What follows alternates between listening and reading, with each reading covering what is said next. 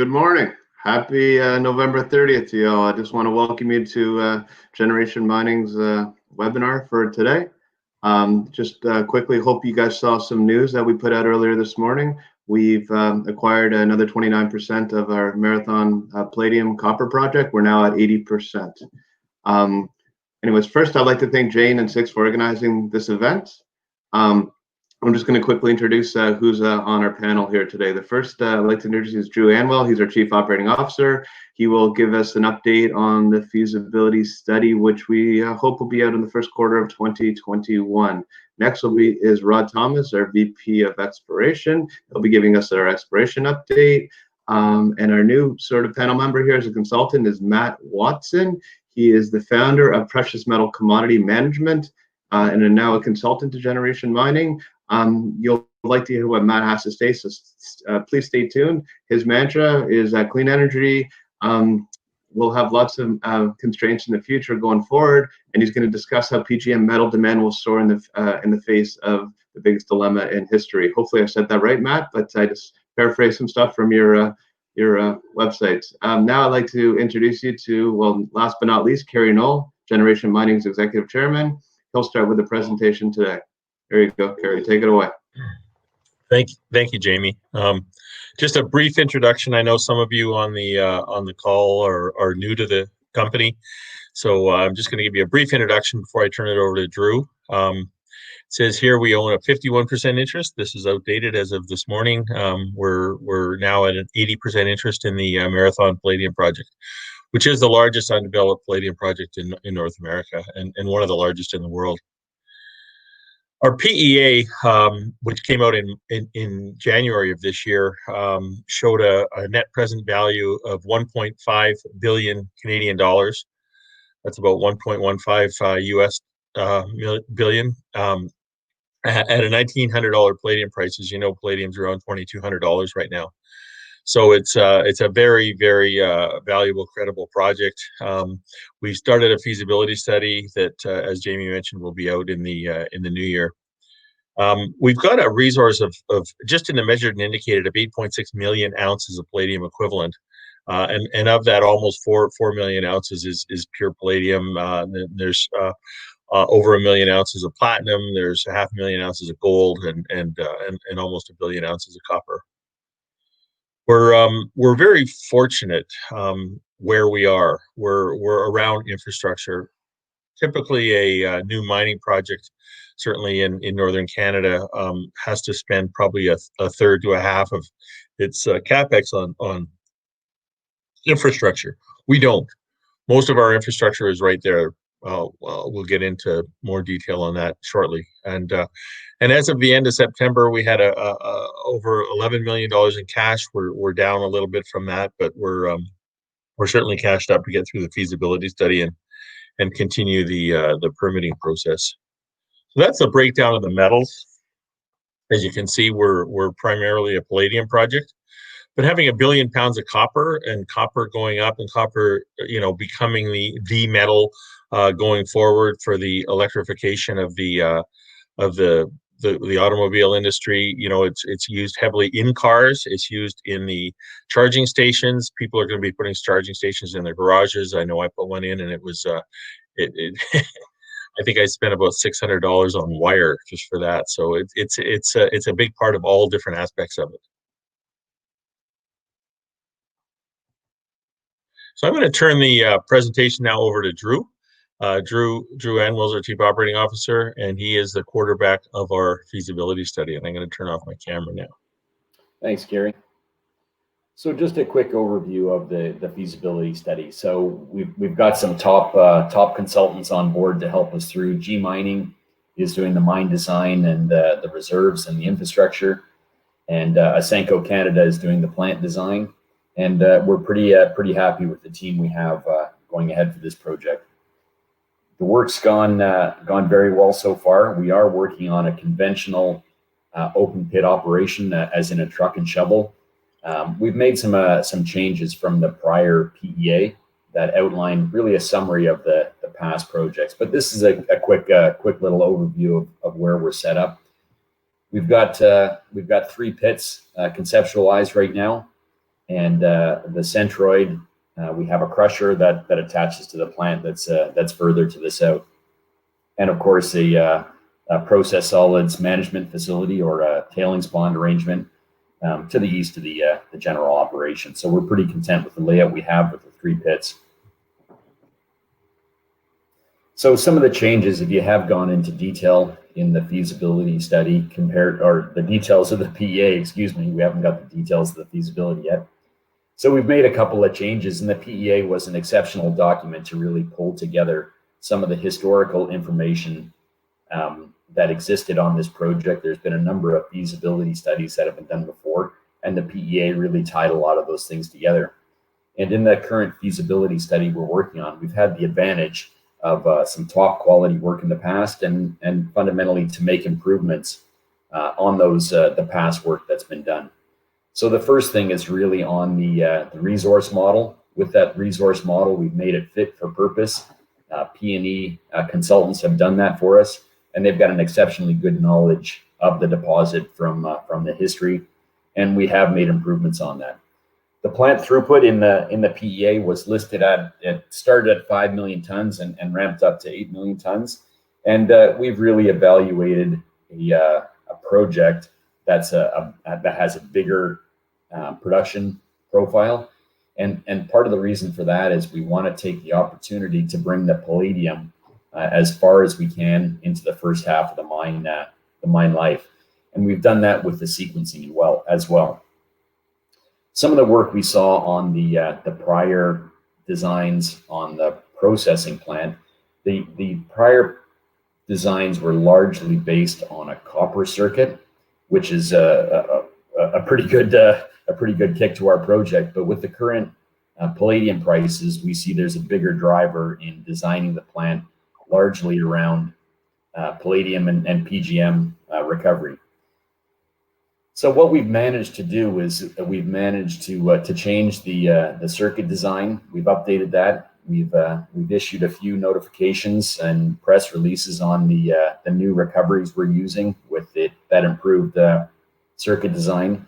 And we also recognize with that design we have improved environmental impacts, meaning improved management of the iron sulfides. And we also had the opportunity to look at the past design of the tailings facility, and we've really improved the water management. Water management in our area is something we take as a high priority. And again, we've seen that with the road designs and the locations of the building. So those are the fundamental changes. So with the bigger processing plant, we do recognize that there will be a higher capital, and we're just in the process of evaluating for the feasibility study of how much bigger that would be. But specifically on the processing plant, we saw the past recoveries for the key metals of palladium and copper. Copper was previously recorded at just short of 90%.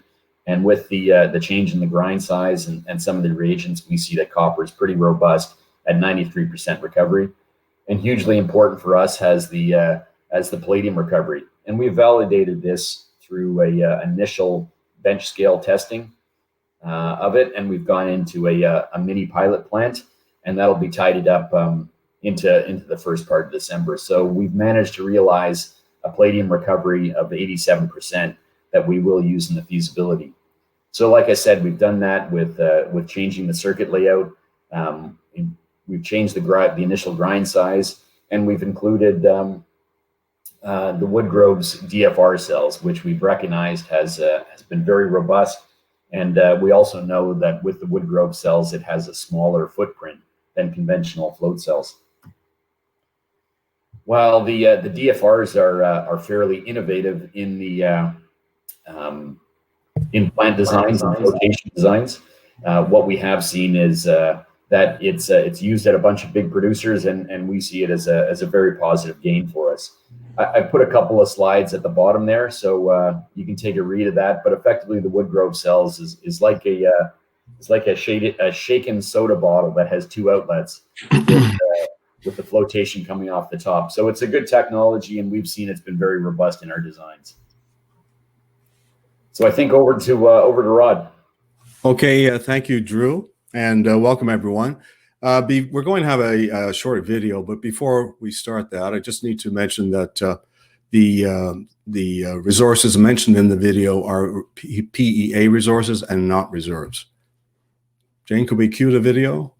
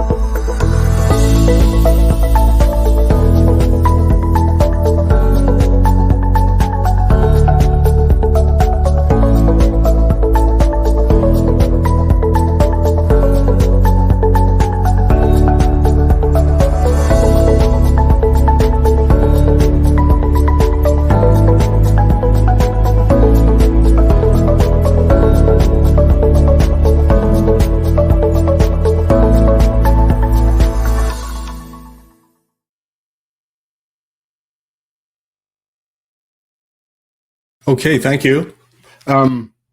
So welcome again. And I think that Kerry and Drew have certainly shown you that the Marathon deposit is a robust resource that we're on track for completion of feasibility study in the first quarter of next year. Most of the mineralization consists of grades around 1 to 1.5 grams palladium equivalent over very wide intervals. However, there's some notable exceptions which give us some good reason to explore beyond the limits of the established property. So one example is this sample, which is from an exploration trench taken from the Sally area, which is about 20 kilometers northwest of the main Marathon deposit. At 240 grams palladium equivalent, it's extremely high grade, and although it's not typical of the mineralization processes that we see at Marathon and Sally, it does indicate that there's potential for high-grade mineralization, which may occur in different geological settings than those of the property's known deposits. So if we look at the Colwell complex itself, and just here on this slide, you can see the 3 areas where we focused our exploration in 2020. We know that mineralization at Marathon is introduced by way of feeder zones or conduits, which have provided pathways for magma to escape the Colwell complex.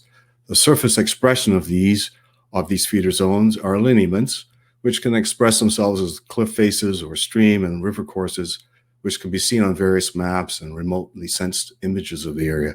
Not all the lineaments are indicative of feeder zones, but when we encounter mineralization, there's a strong correlation between lineaments and mineralization. And you can see on this plan, we've indicated in red those which we believe are focusing the mineralization in the Marathon area. And so here's the conceptual model of the 3 main types of mineralization at Marathon. About 80% of the Marathon resource exists as disseminated mineralization in the main zone, which, as I mentioned before, typically runs between 1.5 grams palladium equivalent over a wide interval of several tens of meters. There's a variety of rocks that make up the main zone, but overall they contain about 1.5% sulfide minerals, most of which are pyrrhotite, which is an iron sulfide, and chalcopyrite, which is a copper sulfide, which can be seen with the naked eye. It's rare to see any precious metal minerals without the use of a microscope, as they are very fine-grained. There's 2 examples of high-grade mineralization in this slide. The W horizon, which makes up about 14% of the Marathon deposit resource, contains the highest grades in the Marathon deposit. The best intersection obtained to date from a hole drilled in 2007 runs 45.2 grams per ton precious metals and around 0.049% copper.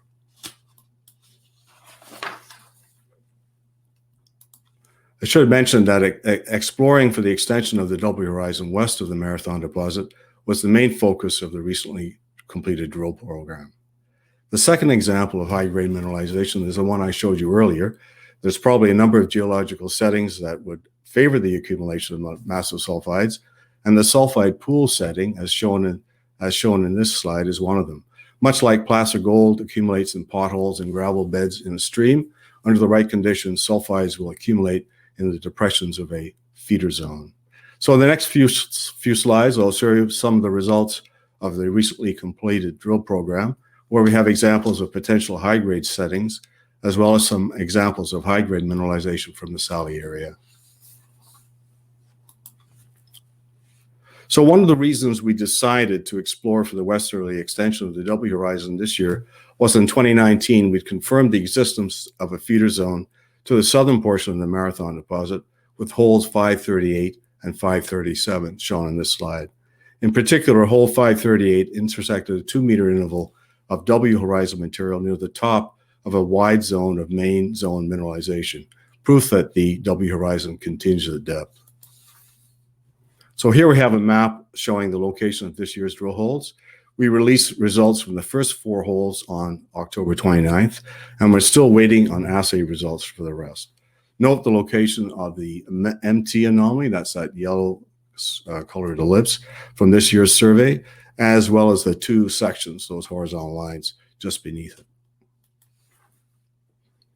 So this is a schematic showing the approximate location of that MT anomaly. So should mention a schematic section, which is that red area sitting at the bottom of hole 539. Although we didn't intersect anything of note in that drill hole, we did complete a downhole pulse EM survey of the hole and to search for conductive mineralization within a 200-meter radius of the hole.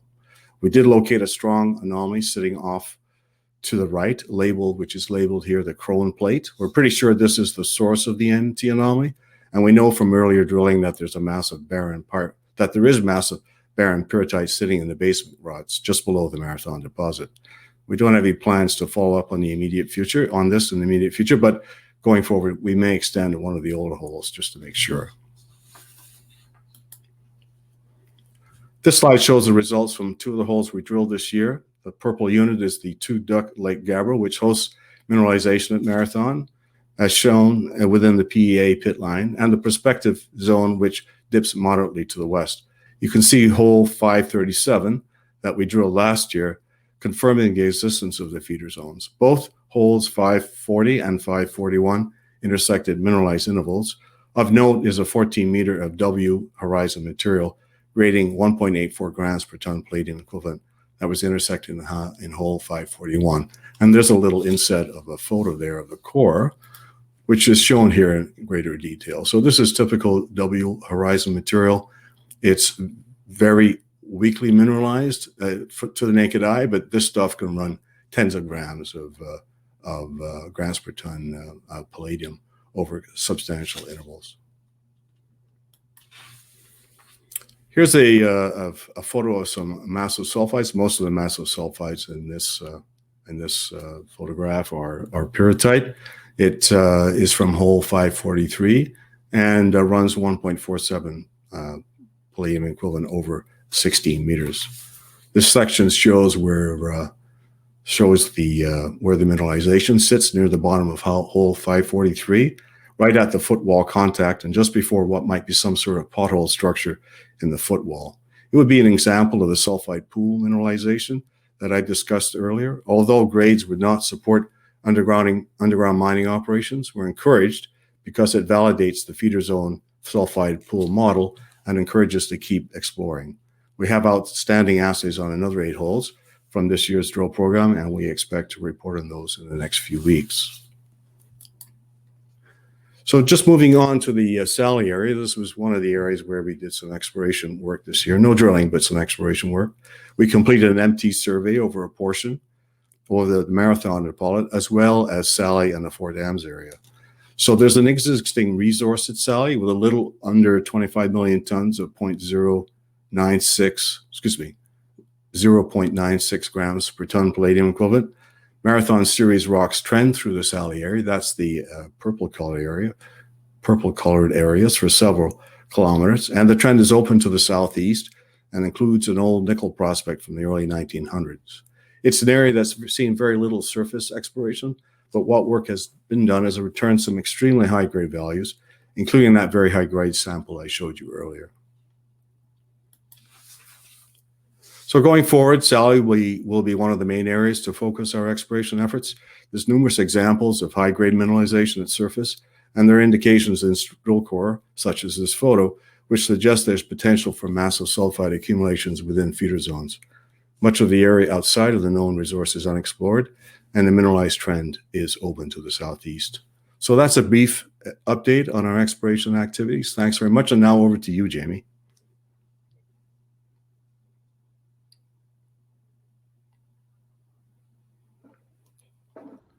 Thanks, Rod. Just trying to get unmuted there. Just a quick little slides that were helped by one of our brokers here at Haywood. It's just showing where we're trading at price to NAV.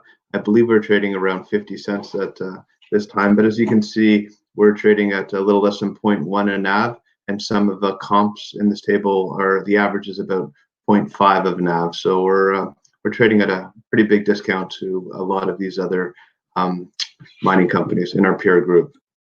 A lot of people are asking why we're trading at such a cheaper valuation, and I guess you'll hear lots of management and lots of CEOs say that they're cheap. They're cheap. I think one of the reasons why we're cheap is another slide that was developed by one of our bankers, and as you can see, we're down in this orphan period, or as I like to call it, the penalty box, as we're waiting for the feasibility study to get released, and hopefully once it's released, we'll start going on the uptrend and we'll start getting revalued. Where we think we should be trading at, like again, at a higher valuation to our NAV. The timeline that we're in, we just going back a little bit, we did get the TSX listing over the summer, which was very nice. Feasibility study, which I've mentioned before, should be out in the next couple of months. We started the permit process about late fall. And that should take us through to the end of 2022, when we hope to have our environmental assessment permit. And from there, that would be a kind of a go move on construction. And then we'd hope to start construction in the middle of 2022. And then we could start production by the end of 2023 and commercial production sometime in 2024. So it's an aggressive timeline. All the government officials that we've been talking to realize how much this project will help the northern economy, and so we're hopeful that this timeline will be met.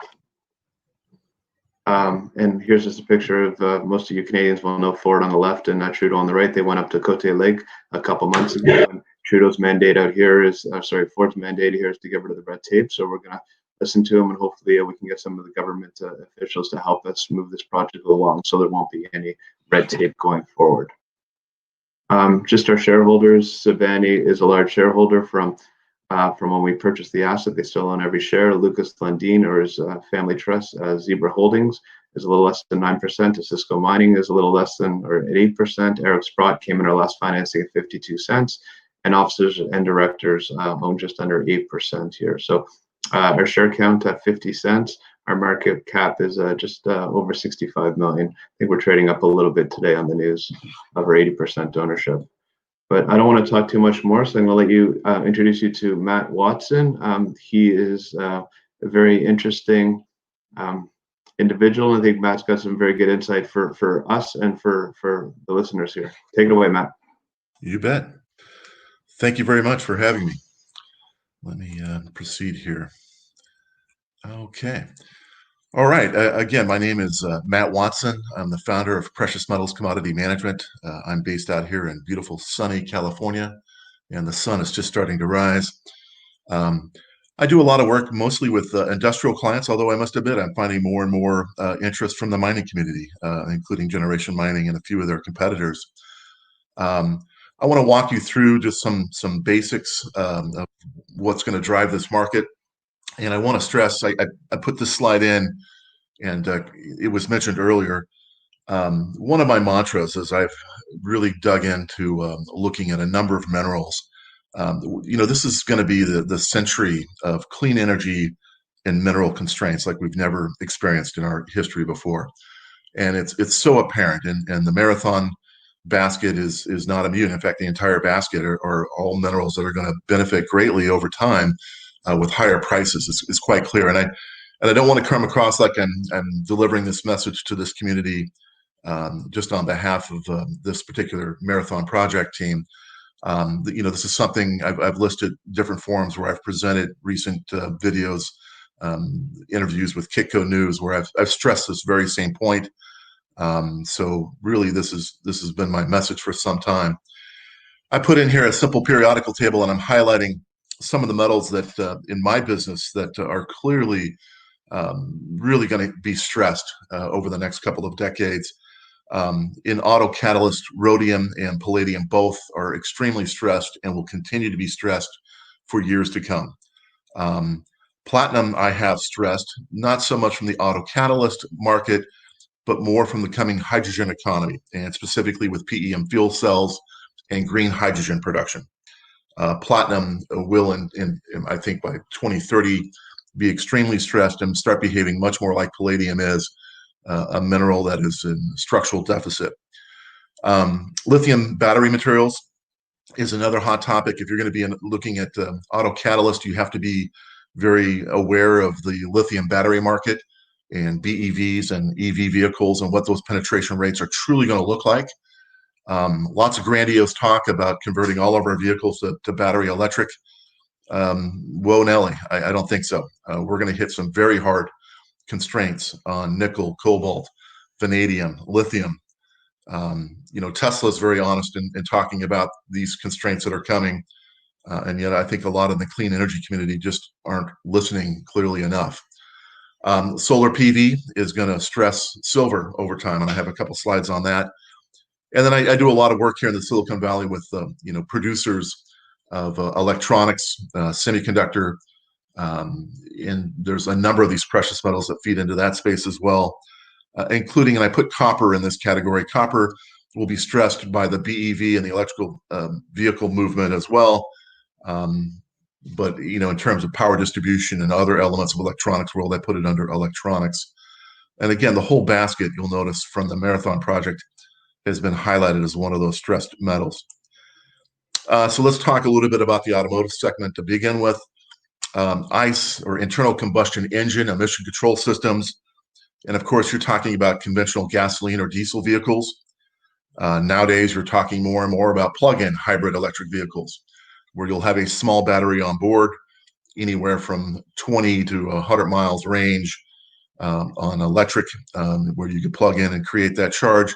And then hybrid electric, more in the vein of a Toyota Prius, where you don't plug it in, it charges on its own throughout your travels and braking. You're generating a charge that's stored. And in each of these, relative to the engine itself, there's a three-way catalyst involved that most of you may know about, with palladium, platinum, and rhodium are the three main elements. And again, the market in particular for palladium and for rhodium are extremely stressed and will remain so for some time. I've got listed here some of the key fundamentals about that marketplace that are driving this response. One is just a tiering of emission standards over time. Globally, whether you're talking Europe, whether you're talking China now for the first time, starting in about 2018, having real solid emission standards. The loadings in vehicles built in China, the world's largest car market, are on par with the European Union. You've got NOx standards that are increasingly tight in the U.S. People don't realize it, but there's actually two sets of emission standards. One is the federal standards, and another is the CARB, California Air Resource Board. The California standards are much tighter. Ends up there's now 14 of the 50 states in the U.S. that actually are trying to comply with the California standards, but representing about 45% of the U.S. population. I would expect with the Biden administration that there'll be some standardization here. One of the new advents that's really stressing loadings is a thing called real-world test conditions. When we get our emission testing each year, you go into a shop, they stick a probe up your tailpipe, you rev the engine for a couple, 3 minutes, and it collects data. That's no longer found to be realistic enough to represent driving patterns. So now they're having each of the OEMs take each model and each powertrain configuration, and they'll put it on a 3 to 4 hour lap, running up and down hills, and with dynamic testing throughout the whole pattern of driving. And that, more than anything, has led to a pretty big spike in the loadings. I put here, just in 2021 versus 2017, loadings are up a full 20%, meaning the grams, the total loadings per vehicle, are up some 20% just in a very short interval, and are going to go higher. Ends up hybrids and these plug-in hybrids, the loadings on these are at least equal, if not 5 to 10% higher. The reason for that is all the cold starts. When you run your engine first thing in the morning cold in the driveway is when it's the most stressful point for the highest amount of emissions. What's even worse is when you're in an electric vehicle, it starts off under electric, then runs out of battery, and you have to turn the engine on at full speed on the freeway. That is indeed the most stressful point of emissions. And you'll know that these vehicles, if you drive one, are turning on and off constantly. They'll shut down the engine. And so there's more just frequent starting cold. Again, driving higher PGM loadings. There's been a transition away from diesel in Europe in particular. Under the Paris Accord, they're putting in more hybrids, are becoming more popular. So there's a shift away. The diesel configurations of the catalyst are more platinum rich. The gasoline configurations are more palladium rich. And so there's been more stressing to palladium markets with that shift. There's some issues going on in the recycle segment that are more impacting platinum than palladium. And of course, this year, COVID year, there's been some disruption in mining. A lot of the South African mines are the most complex mines on Earth, ranging from a mile to a mile and a half deep. Try to manage social distancing in a mine that's a mile and a half deep. And so some of the output this year in particular has been dramatically impacted. And I just listed the three major catalyst producers just as a reference. So let's move on. When you look at PGM demand, I'm using 2019 numbers as a reference here. Auto catalyst in this greenish tone at the top obviously dominates palladium and rhodium, and even some over a third of the platinum market goes just into that one product for these ICE engines. So clearly this dominates. 2/3 of the PGM demand go into auto catalyst, and 77% when you do the price weighting for the different metals. So a huge portion of the metals go into that segment. This is a depiction, a forecast of the vehicle mix globally. So here we are sitting in 2020, a bit of a down year with auto sales, as you know. But for the most part, there's been growth over time. In fact, if you go off scale to the left, it's just been climbing steadily. A little bit of a giddy up on our get along, and then we're going to resume. When you look at vehicle saturation globally, Asia has the most to offer in terms of continued car sales. The expectations for China continued growth are quite large. India, Indonesia, Malaysia, and the likes, all with significant growth spurts still to come. The big question is this gasoline transition. You're seeing a decline in diesel. If you go further left off scale, diesel in Europe was as high as 50% of the light duty mix not too many years ago. And that statistic is starting to decline more and more. And in this yellow color, both hybrids and the plug-in hybrid categories are becoming more popular and will continue to gain strength. BEVs, full battery operated electric vehicles with the range of 300 to 500 miles, a la a Tesla. The question when you get out to 2035, 2040 timeframe is how big can they go? There's many analysts that talk about BEVs just taking over the market. Again, I think lithium battery material constraints are really going to inhibit the propagation even in the 2040 to 2050 timeframe. There's talk about fuel cell electric vehicles. I have a slide that speaks to this, but simply put, today's loadings for platinum compared to the platinum that goes in the catalytic converter, there's some 30x higher, 30x higher than today's auto catalyst loadings. And so on the right-hand scale, I've got the palladium demand driven by these ICE configurations, by the yellow, the gray, and the blue. Ends up, I only have emission standards published through 2030. They don't publish them any further out than that yet.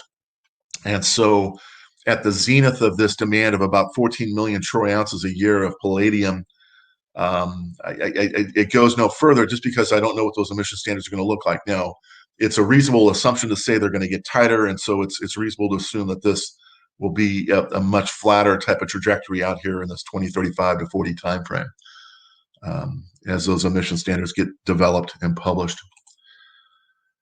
And you look at the platinum group metals market, even in its entire history, and here I show a longer term picture of all the three-way catalyst metals, the platinum and the blue, the palladium and the orange, and then the black is the little bit of rhodium, the all-important rhodium. And I show a stack bar of the total troy ounces going into AutoCAD. In PowerPoint, this was animated. Sorry for this cluster of annotation here, but effectively what the annotation is saying is you had Euro standards that, in every couple, 3-4 years would come in that would be tighter and tighter standards. Japan joined in, the US federal standards, and CARB had much more stringent standards throughout. And then I put China 6. I highlighted that again. Really severe standards. They really stepped into it hard, committing to the PGM loadings and the emissions from their vehicle sector. And you can see how this total demand has just climbed over time. One of the things we look at when you're doing obviously these fundamental supply demand analyses, you have to look at, well, what else is coming online? What's cooking from our mining sector in terms of greenfield projects that are at least partially funded, if not fully funded and staged. And here's a listing of all the different projects that are projected to come online between now and 2027. And in total, some 1.6 million ounces of, 1.1 million ounces of palladium in total over this interval will be coming online. So you've got some incremental add to the mining capacity. What I don't show is what's being shed off. There is already a shedding of some of the older mines in South Africa that's occurring.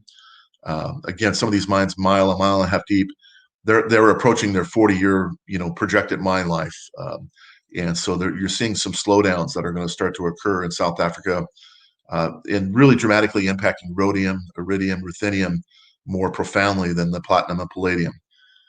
Some of the newer mines these days are like the Marathon project, where the palladium and platinum are a byproduct of either chrome or nickel or copper, and like the Marathon project. And so there's more North American and Russian mines that are impacting the palladium and platinum supply, where these other, what they call minor PGMs, are really still very much dependent on South Africa, and those declines are showing there more profoundly. Here I just illustrate the platinum in the top left, palladium, and the rhodium.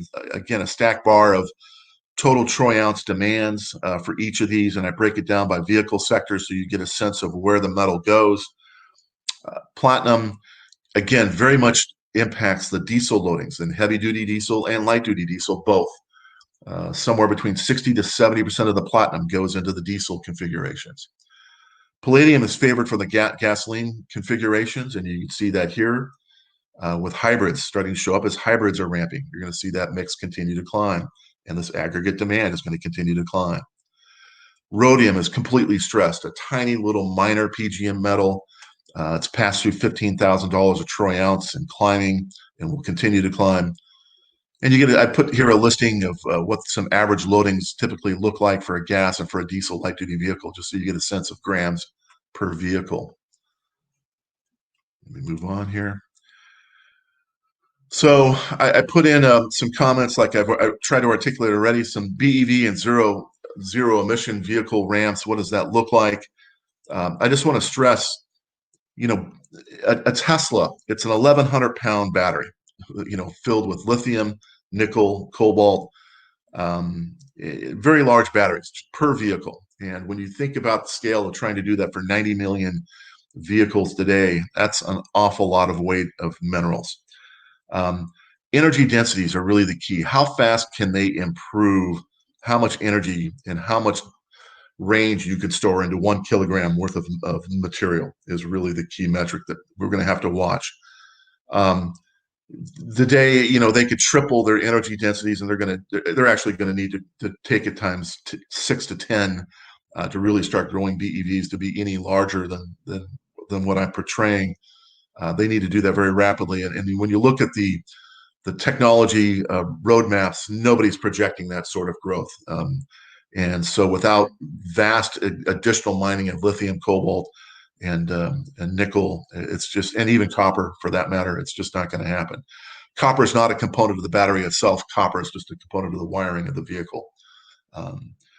One of the projects that's very interesting that I brought up to the Marathon team, I wanted to bring up to this investment community is Anglo American and Platinum Group Metals, one of the mining competitors behind the Waterberg project, and of course Anglo, one of the larger existing PGM miners on the planet today. They've invested in a project called the Lion Battery Project, where they are indeed playing with platinum and palladium as a cathode layer in these lithium batteries, and they are having some success in a development stage. There's a link I provide in the package, and you'll all get a copy of this package where you can go look at some of this data more clearly. They're partnered with FIU, one of the Florida colleges. There's a key technologist that's on staff there. There's been a number of bodies of work playing with palladium in particular. Even people like Samsung have patents with palladium in the solid-state lithium battery genre. And the Platinum Group Metals team, they show a nice comparative chart here where they show today's Model 3 has a certain energy density. The specific number is 260 watt hours per kilogram, is a measure of the strength, how much you could pack into that battery. The weight they reference here is just the cathode alone. And there's no precious metals in this, just the lithium, the nickel, and the cobalt. As compared to some next generation battery chemistry designs. There's two primary paths that most technologists will tell you stand the greatest hope of being the next generation battery. One is called a lithium air. That's synonymous with the term lithium oxygen, is one and the same. And then the other is lithium sulfur.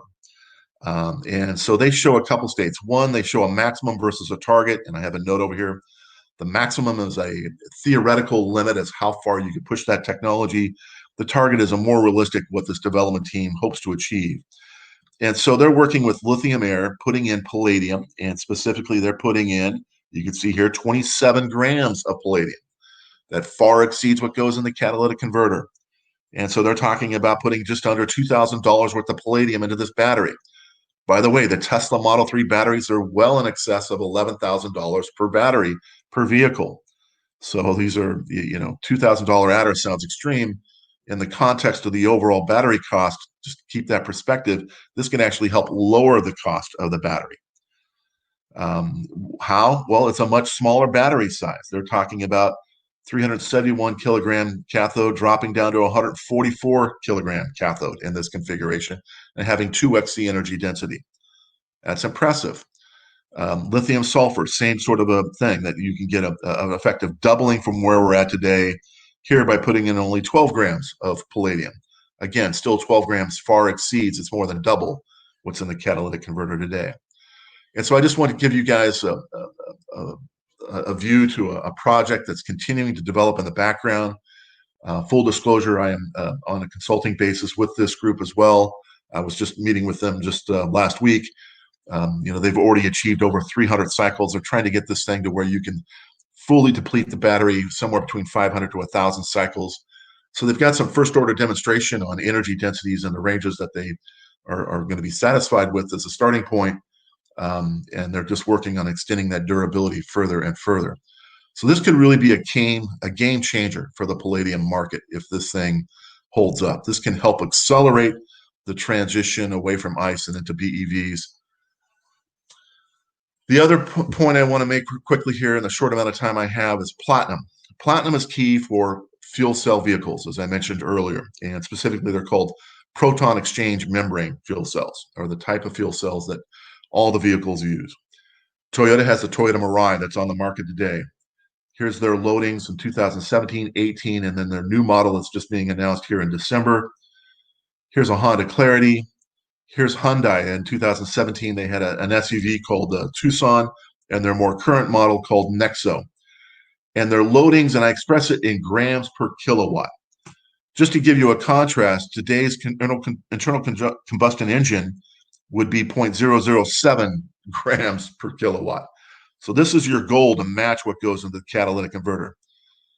The U.S. Department of Energy and the Renewable Energy Office set as a goal for 2030, if you can get to 0.1 gram, that would be a great accomplishment. And certainly all the OEMs are trying to drive those loadings down. For buses and for heavy duty, it's even higher still. Toyota has partnered with Kenworth. They've got some lead demonstration trucks that have been running in the ports of LA on a clean energy project there for a couple of years now, doing over 200 miles a day, just accumulating a track record, if you will. And they've done a good job bringing their loadings down on some of the heavy duty. Hyzon, I'm working with the CEO of that group. He told me their loadings. And Ballard, one of the bigger names in the fuel cell segment. They've got over 2,500 heavy duty trucks and buses in the field today, and their loadings are astonishingly high. They have great durability. These fuel cell stacks will easily last the lifetime of the vehicle, but with the penalty of very high loadings.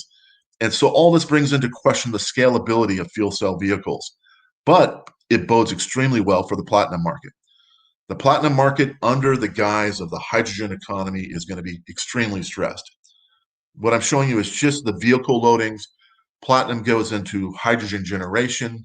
Platinum is going to play a role all over the hydrogen space. And there's no doubt in my mind, I'm very bullish on platinum starting in the 2028 to 2030 timeframe.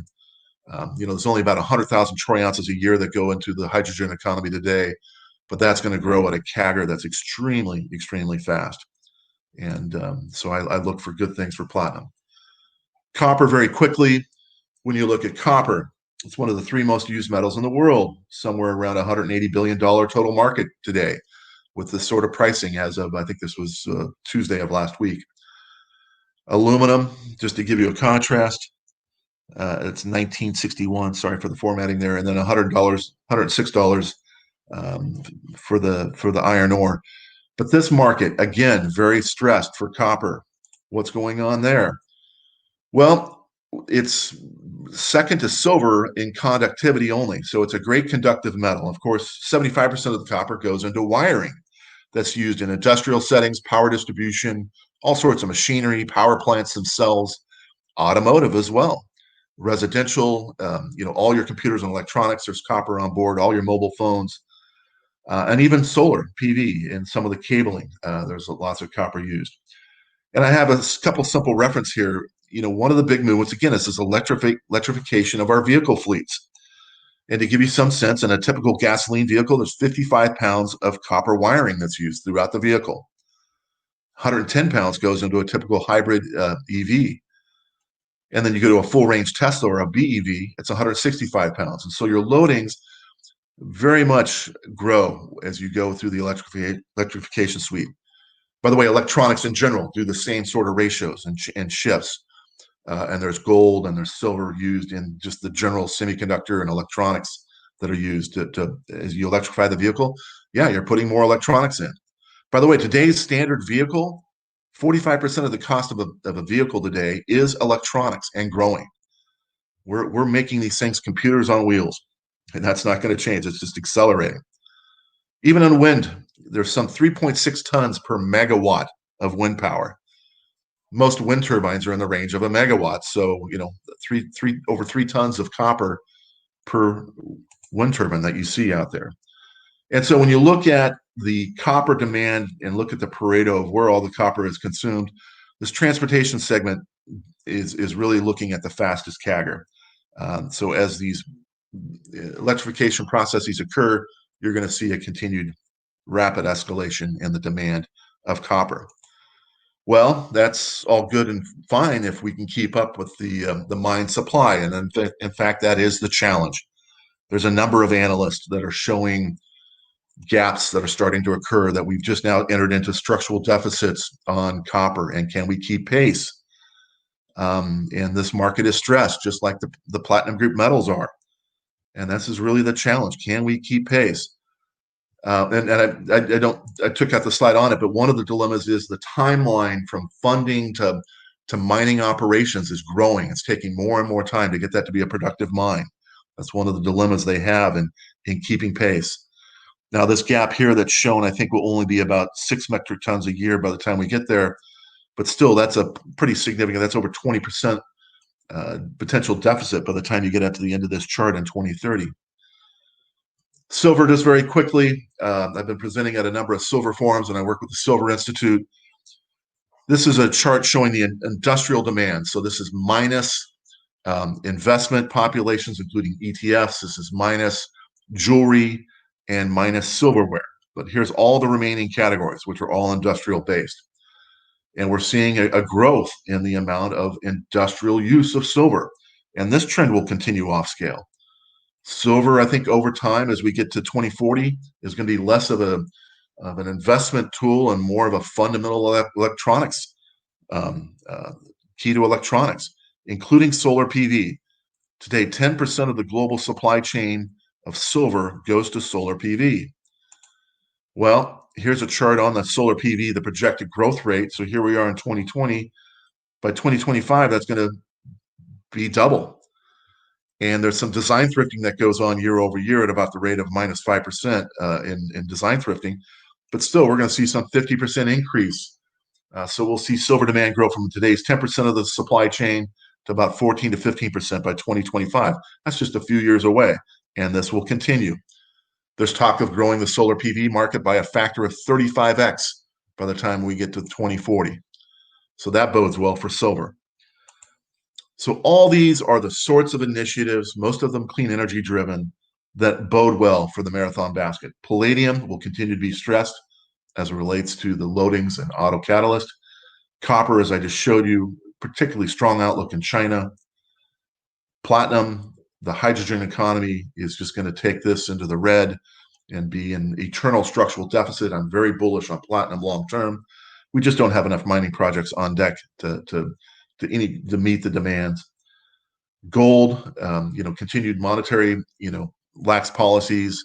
I think you're going to see gold continue to climb. It's been growing at a CAGR just under 10% year over year for the past 20 years, and there's no reason to think that's going to change. Silver, I was sharing with the Marathon team. I think silver, a $200 silver by 2040 is not outlandish. I think that's feasible. Metals Focus. Today, they're talking about silver touching $30 as soon as next year. Metals Focus today came out with an analysis that palladium will touch $3,000. These are not the latest survey. This was published from their website earlier, from some of the earlier surveys.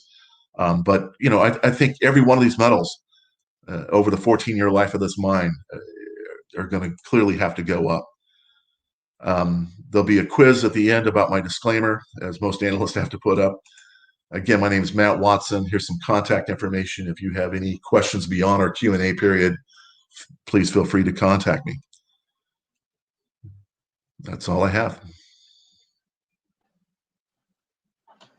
Thanks, Matt. That was great.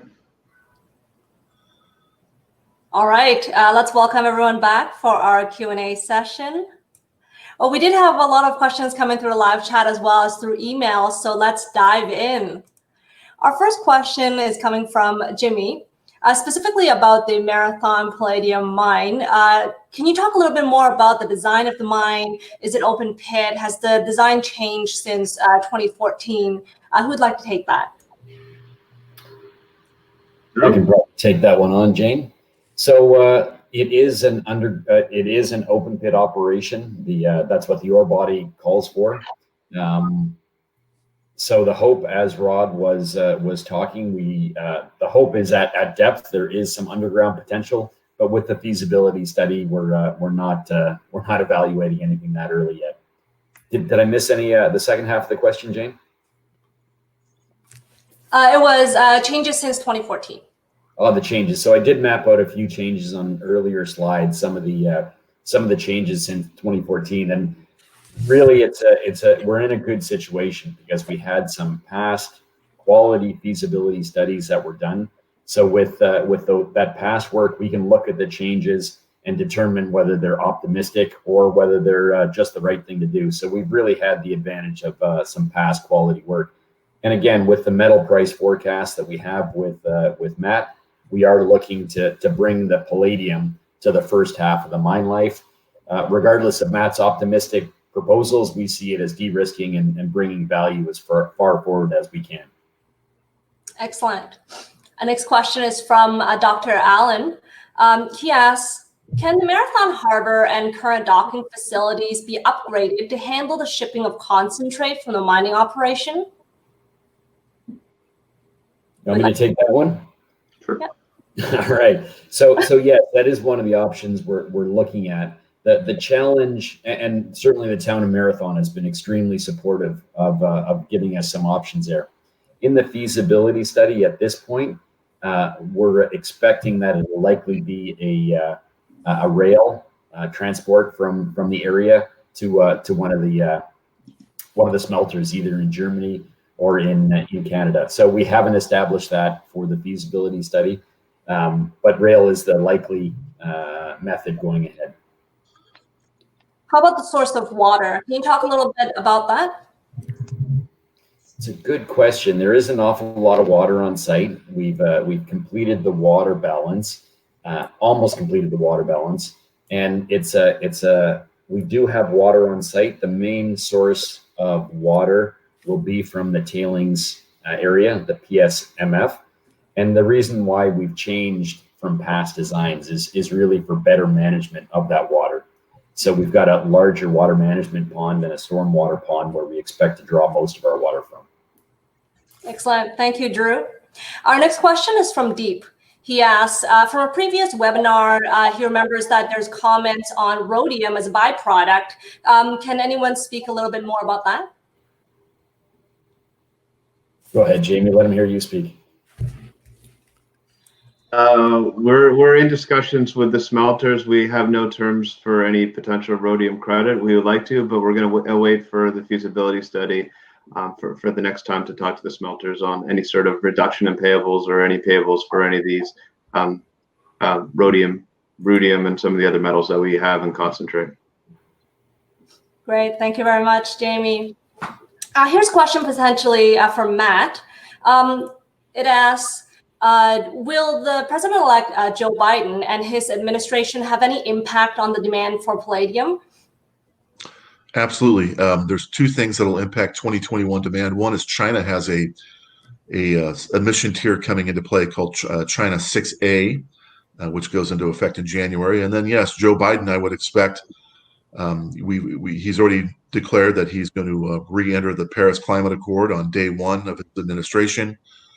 It takes a full 30 days for that to come into effect. I think it's February 22, 2021.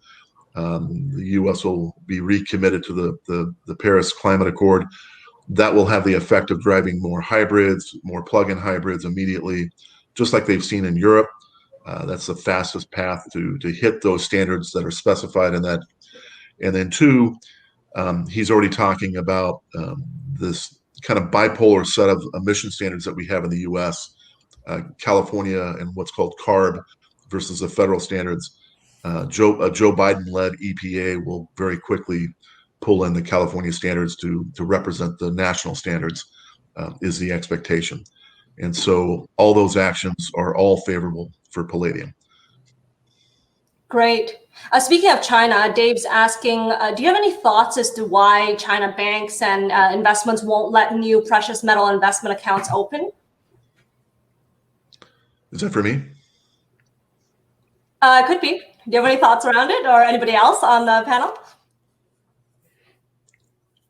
So China's very interesting with its flow of precious metals. It's an open door to allowing precious metals to come in, but they're very stingy about letting precious metals out, and they're very stingy about allowing investment communities to spike the prices of these essential commodities any higher than they already are.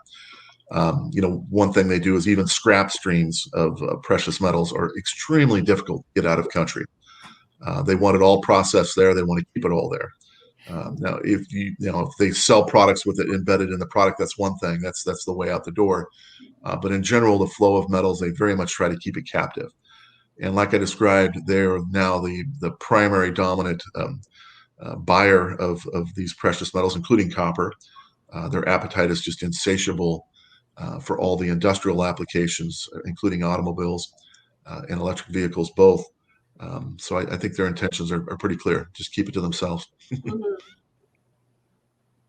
All right.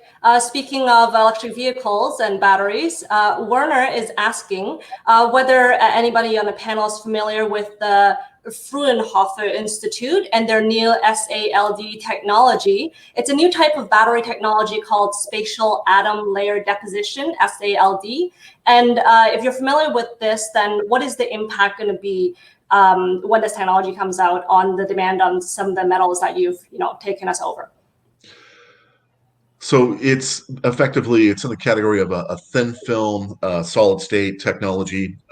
People have been playing with thin film solid state technology more with an eye toward consumer electronics. So groups like Apple and Samsung both had development teams in the background working on this for years. With the eye toward, if you could extend your phone battery life you have to charge it once a week. There's great value in that. So I think there's more interest from the CE space. Relative to automotive and just the sorts of charges that you hold, I think it's yet to be demonstrated that a thin film technology would be enough for the sorts of charges that are needed to drive a vehicle, some 300, 400, 500 miles range. So it's unclear. If there is a breakthrough, though, yeah, I mean, the battery market is going to need a huge technology breakthrough to really penetrate the market share that I think a number of the clean energy community want to see. And right now, it's just not apparent where that's going to come from. So, if Fraunhofer has something, great, but it's not ready for prime time yet. All right, thank you, Matt. Our next question is from Robert. Great presentation, first of all, and he would like to hear what are the risks to the project forecast. We talk a lot about demand, but are there other risks as well?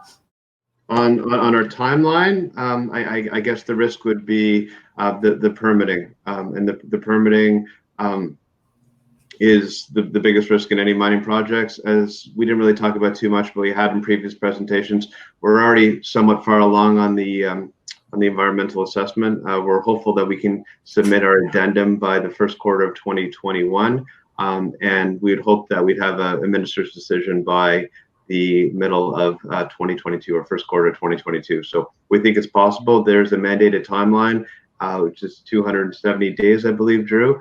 And so that will start when we submit our EIS addendum. So, I mean, that's the biggest risk that we see. But again, that's a permitting risk that's not in our control. So we just have to make sure we've done all the proper work. And I think Drew and his team, Tabitha and Ruben, and as Drew mentioned before, we have some of the best doing our EA work, from Stantec to Northern Bioscience to Drew. Who else did I miss? You missed Ecometrics as well. Ecometrics, yes, and they've done a fabulous job. They've been on the project since 2012, 2013. So they know this project, and they got all the relationships with the government officials. So, Drew, could you add on to that, you think, or? Yeah, it's a good commentary, Jamie. The risk with any project is on schedule, and we've acknowledged that.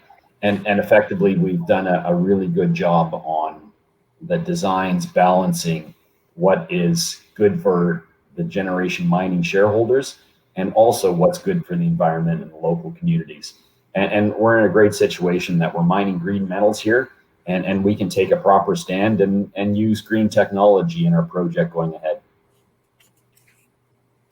That's great. Thank you, Jamie and Drew. Can you, I know you've mentioned this before, but we had a question come in. Can you remind us again what the anticipated date for the feasibility study to be released is? Yeah, so we anticipate the feasibility should be published in Q1 next year. Excellent. So with anything, we're coming up to the final stages of it, and we don't expect any surprises. And it's really just tying up all the detail and putting it into a proper document. Excellent. Our next question is from Adam. What is your threshold ROI to support a positive construction decision?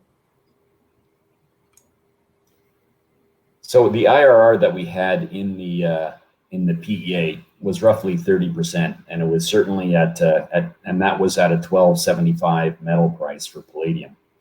As I recall from the PEA at 1900, it had an extremely robust IRR. So we expect with the feasibility study, as I said, we know that the capital cost is going to go up because we are looking at a larger plant. And again, some of the changes we've made are to balance both the environment and the value of the project. So at this point in time, you're going to have to watch this space. We don't have a minimum threshold to speak of, but we see this project as being pretty robust. Great. Our next question is from Fritz. At what copper price would we have to reach in order for that to be the most valuable commodity of the Marathon project? Again, it's a great question. And at this point in time, we know that the PGMs are probably about 65 to 75% of the value at our the generally accepted prices going ahead. We haven't done the math to determine actually what value the copper would take a higher weighting in it, but it's not hard math to do. So I don't have an answer for you right now, but it's a valid question for sure. All right. Our next question is from Alan. What about the current status with First Nations peoples around the project? Can anyone speak a little bit more about that? Take her away, Jamie. Sorry, the relationship with the First Nations? We're talking to the various communities and we're working out negotiations with them on the next steps of doing benefits agreements with the communities. So we're quite positive with the contact or the conversations with the First Nations. Great. I do think this is our last question. It's from John, and he's asking, would liquid metal batteries ever become an option? Maybe for Matt? Again, I think the best stage technologies are the lithium air and the lithium sulfur. There's a transition that's going to occur to solid state here over the next few years. That's simply changing out the liquid electrolyzer for either a gel or a ceramic. But then after that, it's going to be a lithium air or a lithium sulfur. I think most people who are students in this space see that as being the most likely next step. What's beyond that, then you get into a hodgepodge of about 20 different technologies, more downstream in the 2035 to 40 timeframe. I think it's just too early to really identify any one of them, including a liquid metal. You know what prospects are. But those are, certainly this discussion on energy density, that's going to be key to this penetration rate, how far they can really go. And with the limits, I think, on the mining, on the lithium, the cobalt, the nickel, and so forth. And of course, some of those, the metals that go into these designs will change as the designs change as well, obviously. But nickel being one of the most important. All right. I do believe those are all the questions that we have today. I want to thank all of our speakers, Matt, Jamie, Kerry, Drew, and Rod, just going in order of where I see you guys on my screen here. Thank you very much for taking us through everything and through the Q&A questions. And thank you everyone that submitted questions. If you didn't get a chance to get your question answered, or you just thought of one right now or after the presentation is over, please stick around. We have a quick survey where you can leave your contact details for the team here to follow up with you directly. And of course, if you need any more information, you can contact Jamie directly. His contact details are on screen here. And also you can go to their website at www.genmining.com. As always, this webinar is being recorded and we will have it available on six.com. Jamie, I'll pass it back over to you for the final word. Thank you again, Jane and Six, and thank you everyone for joining, and have a happy Monday and time to shave those mustaches if anybody grew it for November. So time to get rid of it. Have a good day and stay safe, all. All right, until next time, everyone. Bye-bye.